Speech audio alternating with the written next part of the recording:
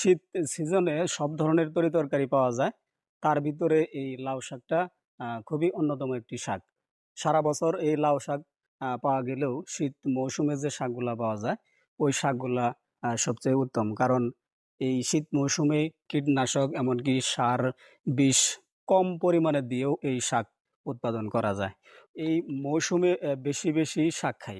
কারণ শাকেতে যেহেতু প্রচুর পরিমাণ ভিটামিন, তারপরে হচ্ছে মিনারেল এমনকি ভিটামিন এ, ভিটামিন সি, তারপরে ক্যালসিয়াম, এমনকি ফসফরাস বা আয়রনের মতো গুরুত্বপূর্ণ উপাদান আছে। ওইজন্যে শাকগুলা খাওয়া খুবই জরুরি।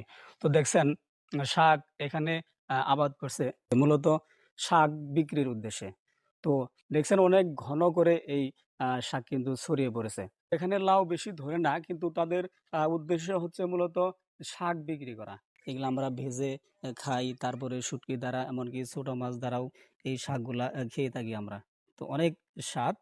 তো যেহেতু শীত মৌসুমে আমাদের বাংলাদেশে বিভিন্ন ধরনের শাকসবজি পাওয়া যায়। তো এই শাকসবজির প্রধান মৌসুম হচ্ছে শীত মৌসুম। তো শীত মৌসুমের শাকসবজিগুলা প্রচুর পরিমাণে খেলে আপনার শরীর অনেকটাই সুস্থ থাকবে, এমনকি ভিটামিন বা মিনারেল এমনকি আ কো আয়রনের যে ঘাটতি থাকে এই ঘাটতিগুলাও আম পূরণ হতে গুরুত্বপূর্ণ ভূমিকা পালন করে এই শাক। শরীর সুস্থ রাখার জন্যে এই লাউ শাকের গুরুত্ব অপরিসীম।